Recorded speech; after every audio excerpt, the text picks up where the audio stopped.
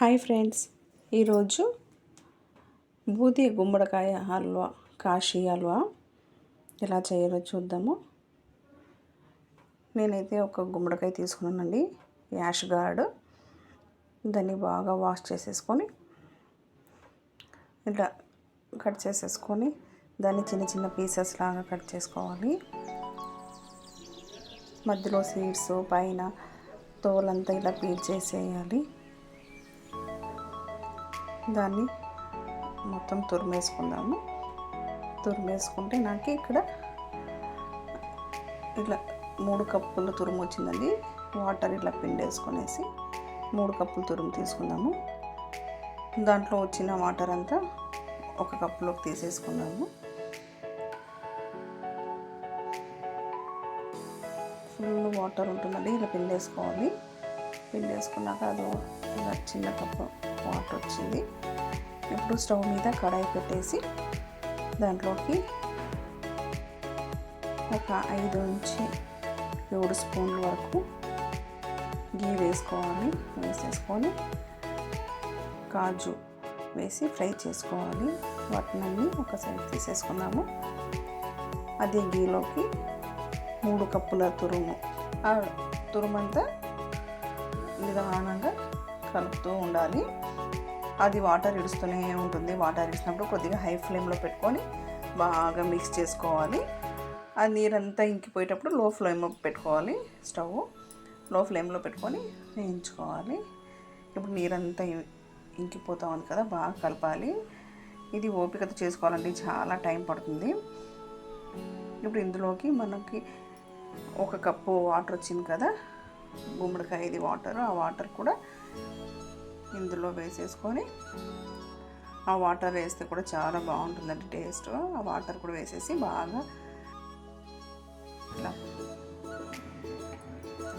మరి వాటర్ అంతా ఇంకిపోయే వరకు బాగా కలుపుతూనే ఉండాలి. ఇలా కొద్దిగా లైట్గా కలర్ కూడా చేంజ్ అవుతూ ఉంది.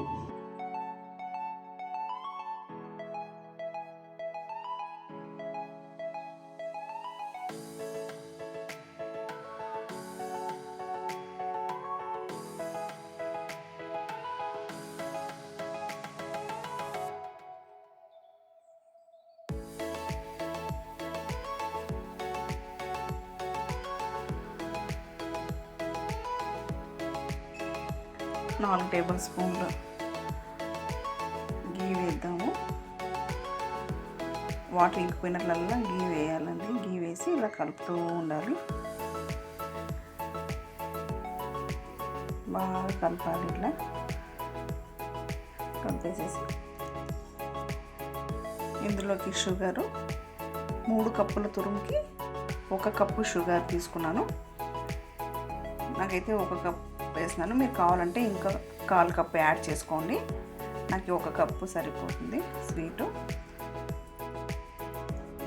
ఇలా షుగర్ వేసాక కూడా మళ్ళీ నీళ్ళు ఇలా విడుస్తూనే ఉంటుంది. ఆ వాటర్ కూడా అంతా ఇంగిపోయే వరకు బాగా కలుపుతూ ఉండాలి.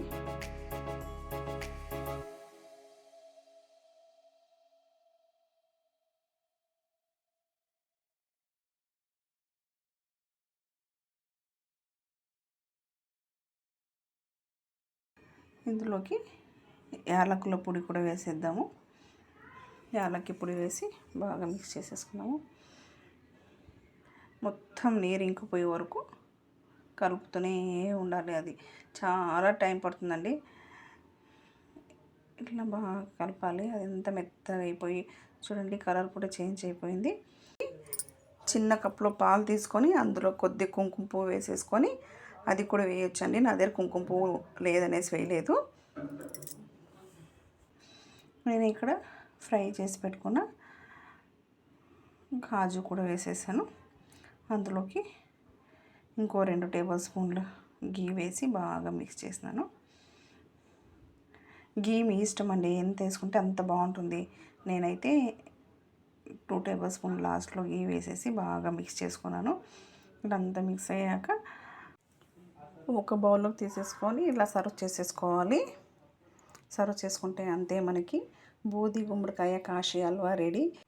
చాలా టేస్ట్గా ఉంటుంది. మీరు కూడా ఒకసారి ట్రై చేసి చూడండి.